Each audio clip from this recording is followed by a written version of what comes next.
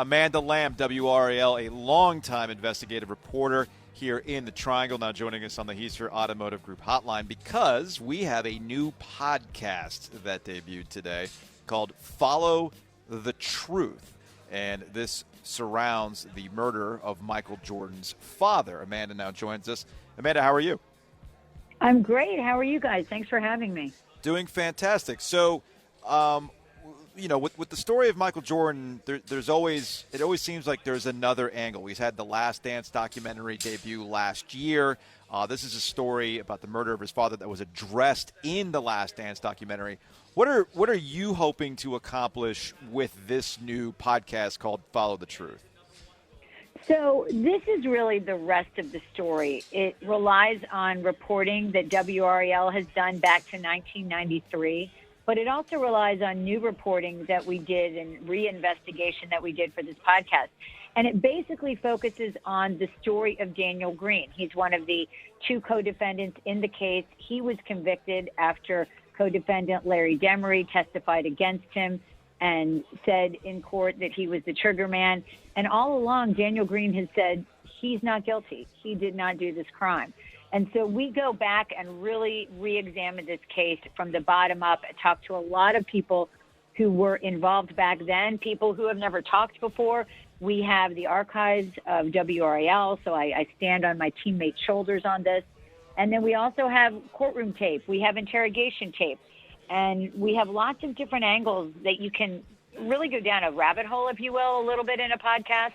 The genre allows you to allow the story to breathe a little bit. And so we really take you in a lot of different directions and places that I don't think a lot of people will be familiar with until they listen to our podcast. Follow the Truth is the name of the podcast. You can listen to it wherever you get your podcasts. Amanda Lamb, I have a question for you in this sense that you've been doing this long enough to know that a lot of crazy people reach out to you. What about the correspondence with Daniel Green while he was imprisoned or is imprisoned led you to believe that there was some credibility to his story? Well, there were a lot of different things over the years. I've been talking to Daniel for about a decade or more, and we talked about the case, but we also talked about his life. We talked about his family. We talked about his philosophies. So there were many different things that, I guess, created a relationship, a foundation in which I could then start to look at the evidence and find some credible pieces of evidence that I believe mean this case needs to go back in front of a judge. But I think when we really started to re-examine it in 2019, there were a couple of things that really stood out to me. And one of the biggest things was that at trial, his alibi was barely touched on. And there are several people that don't have any connection to Daniel Green or any reason to lie, who saw him at a party the night that James Jordan was killed. And they saw Larry Demery leave that party and Daniel Green stay there.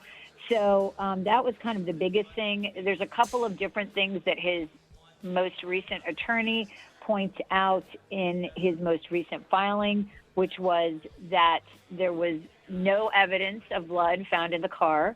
There was no hole in James Jordan's shirt. He was shot in the chest, found by the coroner at the time of the autopsy. And these are just a handful of things that, we're looking at. But we are really going back and kind of digging deep, if you will, into so many different parts of this case. And you have to remember that this was 1993 in Robeson County. And for people who don't know much about Robeson County, it was a triracial county. So 30-some% African-American, 30-some% Native American, and 30-some% white. And it still is basically that today. But there have been a lot of racial tensions, and there has also been corruption there in law enforcement historically back in the 90s that ended up actually in indictments against 22 people in the sheriff's department. So, there's a lot of background here. The county where it happened is almost another character in the story.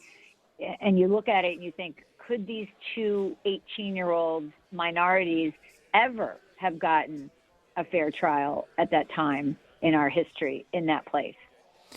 Amanda Lamb, WRAL TV, the new podcast debuted today. Follow the Truth. You can find that wherever you get your podcast. And Amanda, as we always say on this program, as it relates to podcasts, people should give it 5 stars only because positive vibes only. There you go. There you go. I think people are, if they know the story, they're going to enjoy it because they're going to learn new things. If they don't know the story, and of course there's many people who, in North Carolina or even other places in the country who may not know the story. It's 28 years old. They're going to learn everything they need to know in the first episode to set them on the track to understand the rest of the journey. Amanda, appreciate the time. Congrats on the launch of the podcast. We'll talk to you later. Thank you so much.